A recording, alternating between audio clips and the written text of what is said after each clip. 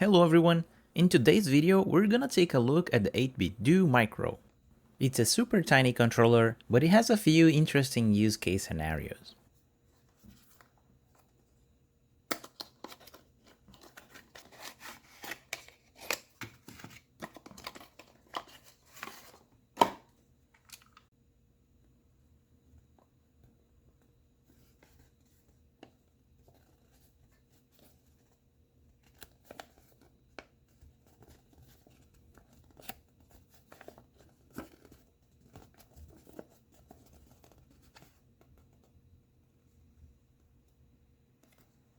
In the box, you'll get a hand strap, the controller, and a tiny USB Type-C cable. This is the blue color, and it's already great to see the improvement on the USB connection. The previous connection had a micro USB port. It also has a switch for changing modes and a pairing button. There is a home and a capture button now, and on the top, the L2 and R2 buttons were added. Here's the comparison with the previous model, the 8Bitdo 02.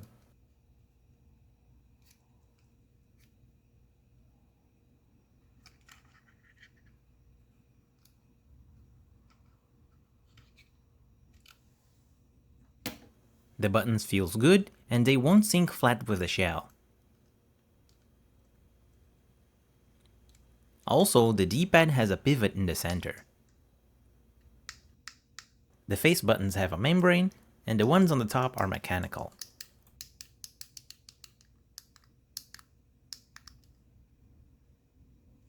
And I think that the best use case for these controllers is to put it on a case with your favorite retro handheld. This way you have a quick setup to play any retro game on a big screen. And though they are tiny, these controllers are perfect for these retro games. They're much simpler and don't require a lot of buttons.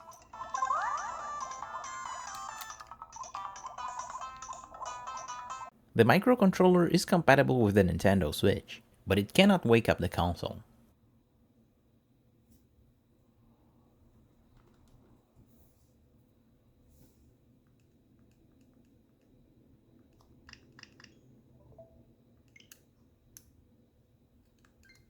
When used on the Switch, the D-pad is mapped to the left stick,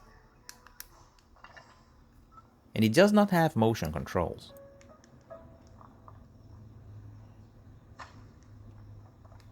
But being able to play a big game with a tiny controller like this is pretty impressive. Of course, it is not perfect, but it has the best compatibility with most games out there.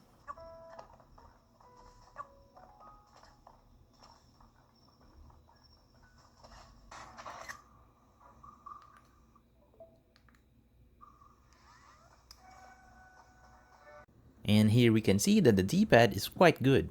You can't hit the diagonals by pressing only on one direction, but they're not hard to press either.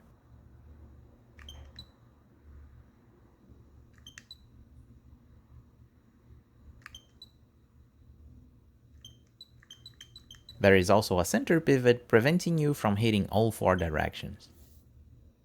There is the switch mode, the D input mode, and finally the keyboard mode.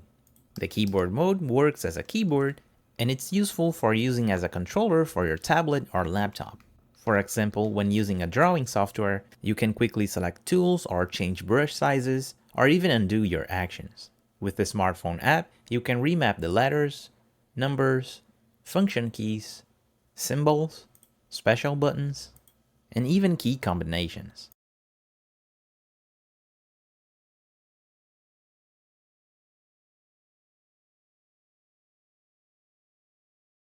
On the Profile tab, you have only one profile.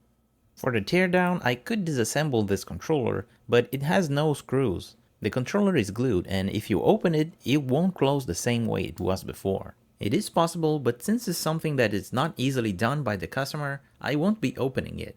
After all, there's not much to see inside it, and the only scenario where you would need to open it is when you need to replace the battery. For my final thoughts, the 8Bitdo Micro is a great improvement over the 02. The USB Type-C port is a great improvement, and the extra buttons makes it more compatible with more games.